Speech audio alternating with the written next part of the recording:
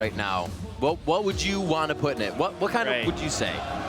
There's not very many ways TSM wins this series, and there's even fewer ways to try and take down Samsung White, just because White didn't have to show vulnerabilities in the group stage. But if I look at the way that White puts their team together, Dandy makes plays because his solo lanes play defensively, keep the lanes in the right spot, assist with wards, and go in. The only lane that plays aggressive for Samsung White is their bottom lane, and they ward the crap out of it to try and avoid ganks. Right. So if I'm TSM right here, you pick a defensive top laner like Ryze for Dyrus to try and just outscale Looper. You actually pick a defensive bottom lane because White is going to be super aggressive and they're hard to gank anyway. Okay. You pick someone in the mid lane like Syndra who can go incredibly aggressive, and you attack Dandy in the jungle. If somehow TSM can take out Dandy, I think they have a chance. And that would require getting something like a Lee Sin as your first pick. It is going to be open unless Samsung White bans it here. Question is, do you take the Ryze, the scaling top laner you were just talking about, or do you get Lee Sin, the best early game jungler? Well, they definitely don't get Lee Sin. So now you can get your Ryze at least. Right, and that's one of the problems here. Or not. White has a chance to block that strategy. However, as far as scaling top laners go, they actually bypass Ryze and go for Maokai, who is still a late game scaling champion, can create fights. He is a late game scaling champion, but he's a champion who's very strong because he's so good at assisting his team and being a tank in the team fights. You need damage dealers behind you, which means the rest of your team cannot fall behind. Otherwise, Maokai in the late game is just going to be tanking some damage, but he's never ever going to kill anyone himself, and the team is still going to lose the fights. Ryze would have been able to do more on his own. And that's where Dyrus kind of shines, being backup for the team, giving them the assistance. You can do that with the Maokai ultimate, shut down fighting like Samsung White likes to do. But Dandy getting his 3-0 KhaZix out of the group stage in his hands. And amazing, onto Jarvan, which was not that spectacular. It has not been super impressive in the past, but that is definitely his third jungler that he's going to be picking up. And, okay, there's one more thing that TSM might have to do if they want to try and take out a win. Something that White did last game is they picked very versatile champions that work in many different situations. Much like the Thresh and Elise, can play at any point in the battlefield. If TSM picks a more... With the Fizz, that's crazy. If TSM, I'll finish this real quick, picks a one-dimensional team composition that does one thing very well, like go in with Jarvan and Maokai, and they put the entire team towards that, they might have enough strength to overtake the versatility of White at a certain point in the game. This becomes tough. Every ultimate Bjergsen really wants to put out here with either Syndra or Zed can be canceled out by Pawn with his Fizz pick. So he's saying, please pick your mains right now. Very tough choice. Yeah, and this Fizz pick here, it's actually an old school pick for Pawn in the mid lane. Right. Before he joined Samsung White or Samsung Blue, he was actually known as a Fizz god in Korea. So it's an old school pick. We saw it once in group stage where he was dominating as well. And Zed being locked in for Bjergsen, this matchup one-on-one. Zed will have the advantage early game. Oh my god! Zed can win early game, but he will get outskilled, and that's a Singe from Looper. We're going back 1 year back here, Season 3 Worlds. Did we just hit a time warp? Yeah, we definitely hit a time warp right there. Wow. Looper with teleport pressure on Singe. That is something that Maokai does not have a chance of doing enough damage to try and get him out of lane. And obviously, when he joined the team, Season 3 Worlds was his very first tournament for Samsung White. His very first game. His very first game. He played Singed, Ghost, Teleport, when people didn't play Teleport top lane, and he destroyed people. I think this might be Looper being a little vocal here. We know him as the quiet guy, but he's saying, gentlemen, I want to bring the Singe back up. I wonder if it's also a style pick. I know Looper didn't join the scene until Season 3, but Dyrus was a Singe player in Season 1. Or sit there, bind laugh, and just run around spamming it all the time. All the time, indeed. So another amazing set of picks. I said we probably wouldn't be too flabbergasted by these ones, but once again, knocked onto our butts. We're already sitting on them, though. The players are loading onto the Rift, so keep sharing your predictions by tweeting at LOL Esports. Use the hashtag TSM win or SSW win. We're about to rock out Game 2 here. A best of 5. Korean teams practice regularly in this, so TSM needs the mental fortitude, the physical fortitude now to press on here in Game 2. See what they can do from blue side. We're on the Rift. Yeah, and Samsung White here, their comp is going to be fairly weak in the early game. Once again, laning phase. Heavily in favor of TSM, especially in mid and bottom lane. They can get a lead here and try and punish him in the mid game before Singe becomes strong. One thing I never thought I'd hear is a TSM chant in Korea. TSM fans are everywhere. Anything can happen, especially in sports. That's one thing that I have to keep telling everyone every time I see this matchup. Obviously, no one is predicting TSM to win. However, upsets always have a chance of happening. Based on the first game, though, with a 26-minute loss to a late-game comp, it may not be tonight, but the possibility is there. Yeah, and I mean, the first game, there were options for Team Solomid, but they played it very passive. Reginald just said they were nervous. Now they need to shine. They have a very strong early to mid-game comp with the Corki pick in this bottom lane. That's where they need to put the pressure. They need to be able to get a lead early and not let Samsung White go to late game with Fizz and Singed. This is actually somewhat of a similar situation that we saw last game, though, where TSM picks a very aggressive early game bottom lane. They have to make that count a little bit more than they did last time. And you see them do the same trick as they did in the last game. You instantly go bottom lane because you know you are the strongest in a 2v2. So if they want a lane swap, if the other team wants to lane swap, let them go top lane. Lose the dragon advantage. TSM want to be on this bottom side. They're invading on this blue. They're not making the same mistake as last time. And they missed the ward, so they sold him. That is a great ward by Samsung White. They have the chance to counterplay this one. However, minions have spawned, and TSM has the numbers advantage right here, so they could stay around a while and go. Well, here's the thing. They have backed away. They just haven't shown that they've backed away yet, and they end up defending, despite being outnumbered. Yeah, so another amazing didn't actually start it, so just gonna standard start now after a small invade here by TSM. Now they're back. We get the 2v2 lane. This has to be heavily in favor of TSM in this bottom lane. Crowd is and cheering. he's between towers. Yeah, they're cheering for Singe because Looper's already between the turret. And here's the thing. They know exactly where Amazing was. So as far as level 1 in between the turret farming right here, easy pickings for Looper. Yeah, once he gets the ward as well, he can actually ward this blue buff. He's going to mess Amazing up in the jungle. Danny can run from this red buff straight over to blue, and if Amazing doesn't expect it, he might be surprised, but he did see him at the waves here, so he knows the blue buff is probably gone. Wow. It is incredible to me how Samsung White has been able to play pedal to the metal in these early games. They're taking some amazing early game risks at this point. I don't know how much it could backfire on that. They're probably going to 3-buff TSM. They just did 2 games in a row. They just did.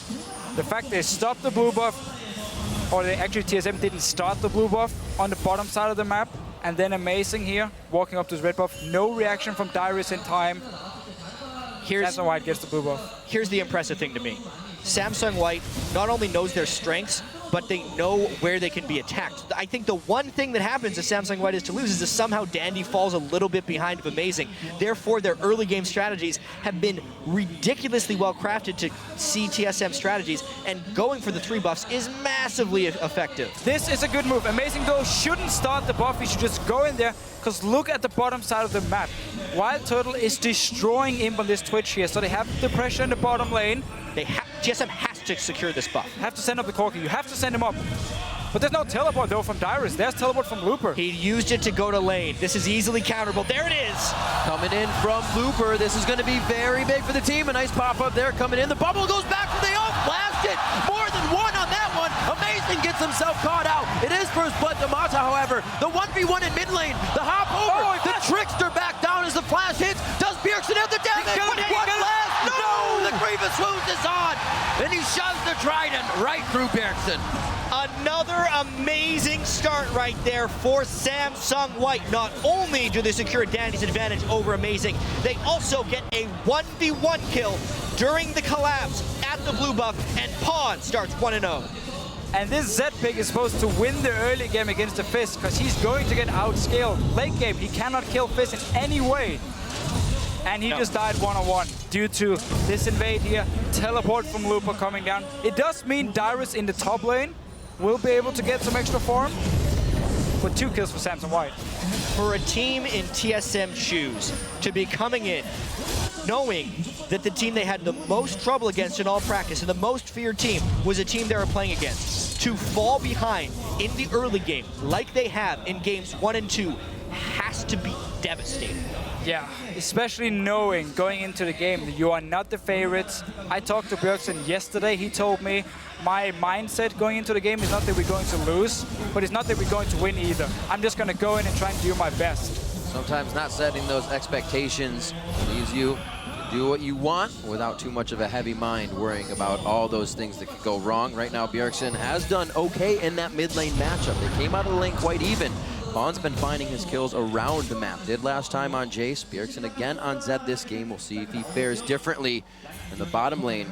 Not catching up so much. Corki on, or WildTurtle on Corki, still having a great time. And Lustboy, he's got to remember playing against Mata previously from Blaze. Those situations did not go well for him. Many, many times. Even looking back at the very first time Samson White actually bursted onto the scene. They won the OGN Champion Spring in 2013 against CGA Blaze in the final. Yep. Samson Ozone at that time, well, MVP Ozone. They were the underdogs, but they destroyed them. 3-0. Yep. Mata looked great. Always 2v2 laning Lustboy and always winning. Strong play from them this time. Feeling a bit better. Lustboy on that Nami doing what he can. WildTurtle taking charge of the lane a little bit more. Lustboy likes to be aggressive, and now WildTurtle's on that train this game as well. Yeah. We're coming up on 7 minutes in. The lanes are looking pretty good, except for that early game triple buff. And it's honestly just Samsung White trying to secure their edges. One thing that they've actually done in both of these games is they have somewhat sacrificed their bottom lane. Imp, even though he got the swap at the start of game 1, swapped down kind of before he was ready to have an advantage. And in this one, they just threw him in there against the Corki lane. But it's because of this. It's so Dandy can get ahead of Amazing and control the rest of the map, because that's what's important here. Yeah, and also because the Twitch pick for Samson White, they just need him to have a Blade of the Ruined King so he can make picks. Let's see mid lane. Shove the waters, chomping down on Bjergsen. One last hit from Dandy. He stays, and it's going to be now Amazing. Who takes the aggro? Do they want it? Another minion wave coming in. The teleport's going to happen from Dyrus, but that is going to have to be canceled. He actually takes it all the way. Looper now gets top lane to himself. White was in the perfect place when they secured that kill, not taking fire from either mid lane turret. You rarely see turret dives in that spot position, and them not to take turret hits. Plus, they burn the teleport from Dyrus, which will give Looper a teleport advantage once again. Another huge win for Samsung White. And we had level 6 as well for the Fizz pick in mid lane because of the one-on-one earlier where he managed to get out ahead, got the experience as well. Instantly, as we saw level 6, you dive. Dandy was already in position, pre-planning his move in the jungle, knowing he was stronger than Amazing as well, because there's XP advantage for everyone on Samson White at the moment, except for the bottom lane. Well, Imp knows he's not going to be getting in too many of these fights. Keeps himself farming in the bot lane. We saw a little bit of roam from Mata just previously, which made Dandy so safe to be in that jungle and try to take down Amazing, and everything just played off of that. Backing right in vision. Another time that WildTurtle actually does not get to fully back due to Imp's aggression in that lane. And now if Bjergsen can manage to actually get back in this lane, he might be able to make some plays on the map, but Dandy is going to be in his jungle for the remaining of this game here. So TSM, they need to invest heavily into defensive wards on the bottom side of the map. You have the scaling top laner. Let Dyrus be one-on-one. Invest all your wards on the bottom side and try and keep Turtle ahead and make sure Bjergsen can get back in this matchup. Right. To TSM's credit, though, warding hasn't necessarily been a problem. It's been the use of said wards. Looking at the ward stats from game 1, they purchased the exact same number of green and pink wards as White. However, you can't ward a turret dive like this. This time, though, he jukes and maybe they get popped. Death Mark's gonna hit. They got a good amount of damage down. The exhaust hits on. There's Amazing over the wall. He's completely out of mana in that engagement, so he's gonna go down. Getting a little too ahead of themselves on this one. Samsung White gaining more ground. Every single time TSM thinks they have an advantage, it's not there. And White is just destroying them and most likely demoralizing TSM. And that was a bottom lane. 9 minutes into the game, both turrets are still up. Leaving the lane, go back to base, and instead of running down towards their own bottom side, knowing WildTurtle could zone them away anyway, waiting for the minions to hit the tower, they walk down mid lane. Be ready to start a fight, be ready to join in case White wants to dive. That's again why they can make these aggressive plays, because they know backup is coming every single time. We see also almost every single time, Looper, Pawn, they'll be down in CS, but they're making plays around the map. The CS to Dyrus and Bjergsen having those lanes, definitely not going to bring it up. And Pawn's even been able to have free time now, so he's ahead.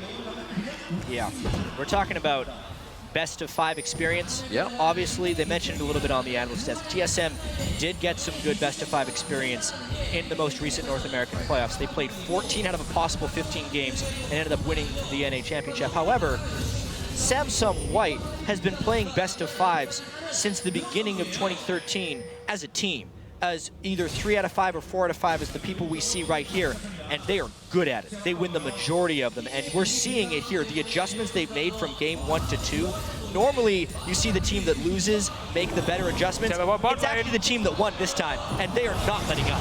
The team calling this one, putting the chess pieces in place well before they need to be. A great bubble coming out of Lustboy, regularly seen there, but is it enough to save the game? Dandy trying to dip and dodge, but he goes down. The kill coming in from WildTurtle as he gets hit up as well, and now White could be in a bit of a pickle. That's going to be a 3v1 though. Amazing gets one. Lustboy still with Looper. He throws down the slow. He's going to get the jump out. Actually, he may just give it to somebody on this one. Pawn would be the best one. He'll dive in. No, the poison will lock down Lustboy. Yeah. 3 for 2. Teleport for Dyrus just came up right now.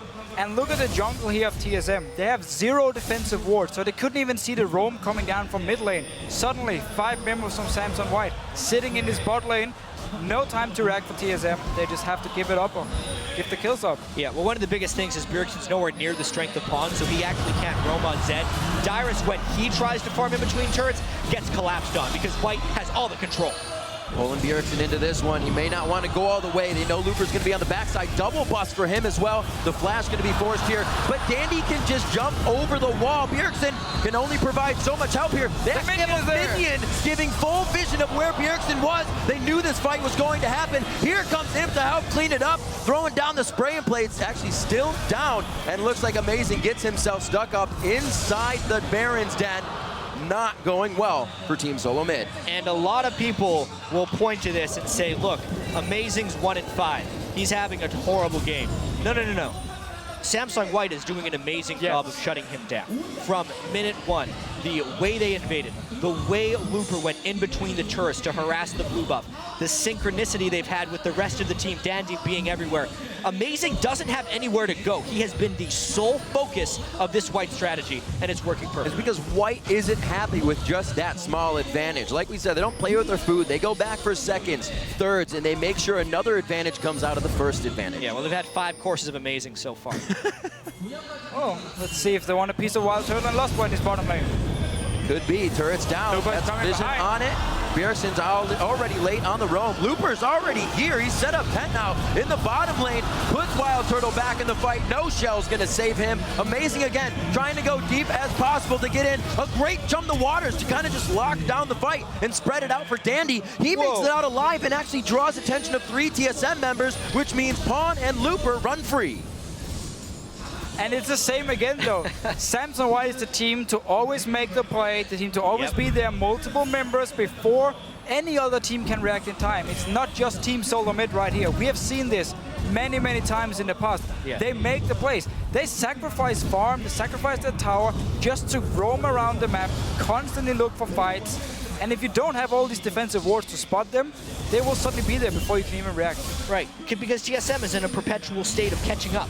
Samsung White is so good at taking the initiative when they're going to try and make plays. Turret dives, jungle invades, dragon forces. They're always the one doing things first. That way, when TSM tries to react, White sees it coming and they're able to plan accordingly. This game is completely out of hand. And I've never in an NA or EULTS game seen a bottom lane say, okay, we don't actually care about this lane. We're going to recall and start roaming around 9 minutes into the game. Mata and Imp has been everywhere on the map. They've been part of so many kills already. I mean, look, 3 kills for Mata and 4 assists. That guy's everywhere. You get playmaking out of everybody on Samsung White, and that's one of the hardest things to keep control of. It's definitely multitasking right now for Team Solomid, and they're trying to do what they can to even piece together some core items in the bottom lane. kind of staving it off now. TSM knows what it's like to sit back at the base, so maybe they'll be able to defend this time. They don't have the best wave clear, but they can definitely put up some walls of defense once they get to the base. 15 minutes in, a much bigger gold lead already for Samsung White in this one, and 2 turrets in their favor. Now denying TSM turrets this game. And setting up for this dragon here, but this series and this World Championship for Samsung White, it means a lot. Right. Because they have constantly kind of been like the second best or third best team in the region. They've only won OGN once. That's going all the way back to season 3. And it was with Dade. They haven't It was with achieved Dade that as well, success yeah. with this And current home in top lane, no looper here. And then the entire season here, they've always been facing Samsung Blue or SK Telecom TK, T1K, losing in the semi-final, never managed to win OGN, or at least here in Season 4. Going in and actually winning the World Championship would finally prove they are the best team in the world, so this means a lot for them. And you can also kind of see in this team with the way they play together, the type of cohesion they've built up. It's not like these are the new guys onto the scene. They've been consistently near the top for so long, and they're definitely looking for some type of fight here. TSM, yeah, they're trying to siege with 4 people, but they can't deal with Looper. They're just in a lot of trouble. Can't deal with Looper indeed. Already getting his distortion boots so he can keep that teleport that got him on the map going and keep the plays coming from his side, whichever side he decides to be on. Yeah, and they're just so stuffed from gold at the moment. You can't even buy all the wards you need to have to be able to defend from all these aggressive plays from Samsung White, who has all the gold in the world. I know, and to continue on your point from earlier with how it's really important for White to do this, we look at a team like Cloud9, who we see as the pinnacle of North American consistency. They've been the same 5 guys in the LCS since the spring of 2013. With only a few changes, that's kind of Samsung White's story as well. They were known as Samsung Ozone, but as far as having a long period of consistent success, mind you, it wasn't first place in their region except for that one time. Yeah. It was an incredible high level of play. When you do that for so long, the World Championship just becomes so much more important because they've had success in general in Korea for so long, and now to win the Worlds would mean everything. And because, obviously, going back to World Championship last year, they were expected to do well. Disappointing performance. Want to go in and show this is never going to happen again. That's why we saw in the group stages as well. There was no games where Samsung White didn't just completely roll over the enemy team. They took it 100% serious from the start and wanted to show we are here to win. Yeah, and we just kind of continue on the trends here. White hasn't lost a game. They were the only team here at Worlds to still be undefeated, and they're looking like they're making it to the semifinals. Anything can happen in these long series. This game's a little bit out of hand. Imp going into the kill. That itself being intimidating enough. He gets on the opposite side of WildTurtle, so the Valkyrie's still in range for autos. Bing, bang, boom. Imp comes up with another one. He gets an assist for Dandy and Mata as well. And it's so important for Imp as well that he can keep picking up these kills on Twitch. He can keep playing it. Luba wants a piece of Lustboy. They are not afraid to keep going. They start to close the clamp down. Even Pawn for the backside here. Amazing and Bjergsen trying to stay safe, but I don't know how much safety they're going to have under that turret in just a few seconds. Dyrus with the team as well, and right past everything. Looper says, I almost got him. He doesn't care about anything right now. With his ultimate running, Rod of Ages, Ninja Tabi, and a Giant's Belt, he is just full cinched right now, going anywhere he wants. And TSM has no answers. The participation from everybody right now. 3 to 2 kills across the board with assists in the pocket as well. White has been doing this as a team. It's like the laning phase is just the prep, the appetizer for them to really dive into the entire game. And at this point, as a team, when you're this far behind in a best out of 5, what you do is basically you ignore the game you're currently playing and you start discussing, okay, next game, what are we going to do? What went wrong in this game? What can we change? What's our pick and ban phase going to be? And you don't even care about dying anymore in this game. You just keep focusing on next game. Yeah, and honestly, TSM doesn't have to look very far into the game to see what went wrong. Right. It's the very start of the game.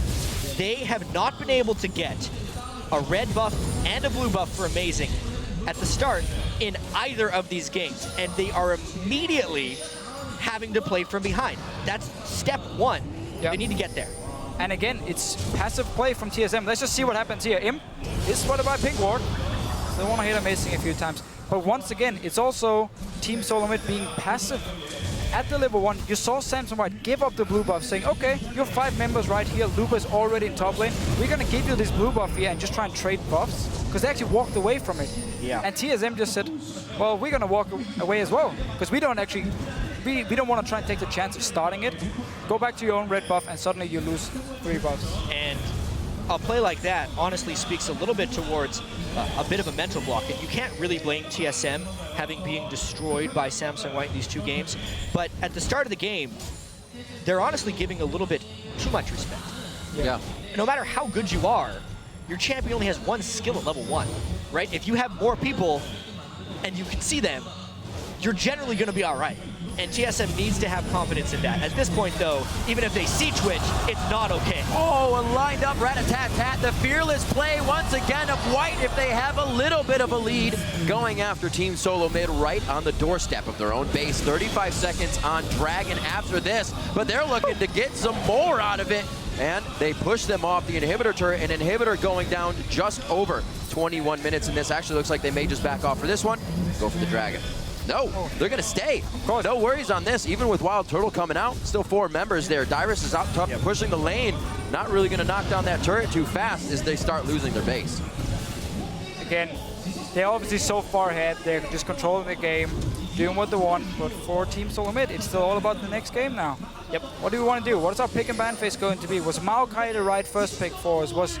Are we playing too passive? Are we too nervous? Next game they can go in and just forget all about making mistakes and just try and play the best they can do and be aggressive, make some plays, surprise Samsung White. This replay in particular, not really too much TSM could have done. No. Because Imp is an absolute monster right now when he is comfortable on Twitch. Plus, even if they did jump on, Mata had his Monsoon up for Janna. They are still trying to give this one their all and expect a little bit of aggression from TSM here, even if it's walking in for a trap. You can't blame them trying to get a bit of a positive play before the end of this game to build a little bit of confidence. And also just run as a team now. You've been split up for the first part of the game. You've been dying. Tell them what behind from Looper. All the wards they placed previously, Looper uses as a gateway to get behind Team Solomid, and they start to tear them apart from the inside out on this one. WildTurtle doing what he can to orb walk this one out. Almost get enough damage, he does. They are able to lock down Pawn on this one, but they've lost 3. At what cost to keep the fight going here? And it's the cost of 4 members so far. The look for Lustboy, he throws down the wave, but Dandy's brought his surfboard, and he's going to continue on this one. 13-9, it shouldn't take too long. Gets bubbled up for a second, but this one's going to be a long run. Well, he has no mana left, so it's a long chase. Stay alive. They're going for the kills, though, that's for sure. Uses his last bit of mana on the jump. Lustboy's going to make him work for this one. At least they're saving their objectives here. Turrets aren't going down. It's not like they have the waves to push, but Samsung White should not have this control. Got to give up some time. So far. Fish out of water. 8-2-8 is the scoreline of Dandy after that one, but it's honestly been him and Mata, like usual, setting up the plays. They both have identical kill participations in this one. Obviously, this fight was TSM being caught between a cinch and a hard place because everything on Samsung White was willing to chase them down. Specifically, watch the way Dandy uses his resets in this fight. He always jumps right before he sees a kill is about to happen, so he'll have it back for the chase. So good.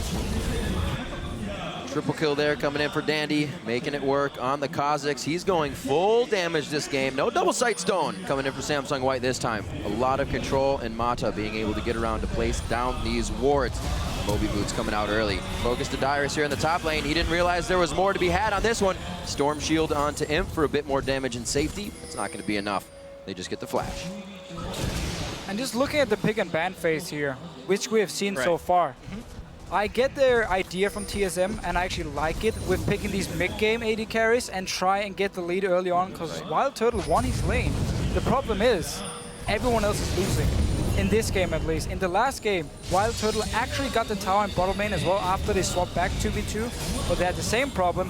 Mid lane fell behind, top lane was a big problem, and of course the jungle matchup has been very, very heavily in favor of Dandy so far. Right.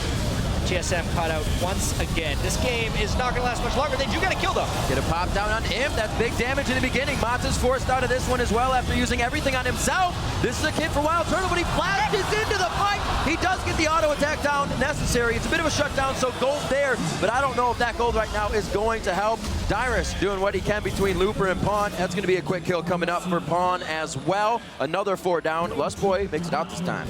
Not a bad fight for TSM. You're down 15,000 gold and you get a trade 3 for 4. Yeah. You can take that into the next game saying, all right, we can actually kill some of these guys every once in a while. They're still not coming back in this game because they've given up so much already, but that was a good fight for TSM. Samsung White now able to build a surplus in their items. We see Dandy with the Quicksilver sash coming out so he can keep just wreaking havoc in these fights. Looper going to be going back in the top lanes so they can reset, get back to this one. They are just warding everything out. So whatever TSM does, it's going to be known. Let's take a look at this again. So let's see what happens here. Imp actually gets engaged on. He's out of mana and in a very bad situation or very bad positioning. Onto him. So they could just kill him instantly, and that's a lot of the damage. Then Fizz joins in, and WildTurtle is actually getting a kill here on Mata in the end, and making it a fairly close team fight. Looper and a very, very fed Fizz at this point can just clean it up. Yeah, Fizz will be a hyper carry here. They're just baiting around Baron. It's crazy to think they haven't even needed to do that to create an edge yet.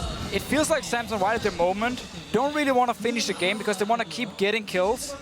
And just like, I'm not sure if they want to hit the mental aspect here of TSM and just saying, we can keep killing you, keep killing you, keep killing you. It's a pistol game too. Yeah, it's almost like they're chasing kills, they're chasing kills, and basically trying to just hammer them down as hard as possible. The waiting game only works if you're waiting in the right spot. And Baron right now is being taken by Samsung White. This is going to pay off. Get this and just fly They're right going to through. get 2 kills from this one. Calling it already. Imp is going to walk in here, and he's going to die. We were joking about it earlier, actually. Every time there's a team really, really far behind, Official always said what they should do here is they should have all 5 in a brush and hope to get a few kills. Come on, walk in the bush. All right. Damn it. They have 2 pink wards in this brush. Surely. No, they got spotted out by the side ward. If they just would have waited a little bit longer, maybe White would have backed out. This is almost hard to do because your minions are down there. They have to be in the jungle, and they are. That's going to be Dandy going down. No resets coming in from the KhaZix. Fizz. Big kill from Pawn onto Bjergsen again. WildTurtle goes down immediately as well, and Samsung's ability to just pick out what is right and wrong in these fights. Kill all the damage dealers immediately every time. Mata trying to hurricane the potential jump from Amazing. But Amazing wins out here in the mind games. He's like, I'm not going to do anything, man. I'm just going to run. Burned Janna all for nothing. But it only cost him his life. At this point, 29 kills to 8, 27 minutes into the game. We'll see if White decides to end here.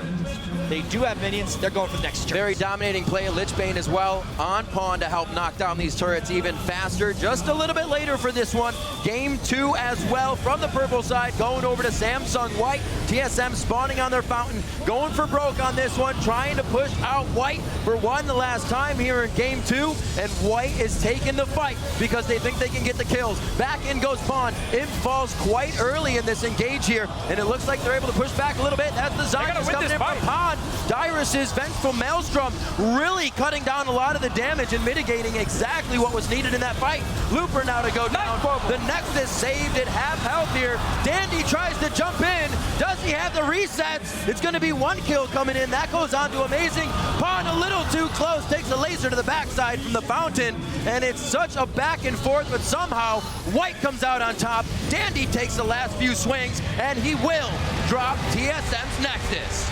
True to fashion, White gets a bunch of kills. 33 kills to 11. They had 22 more than TSM there.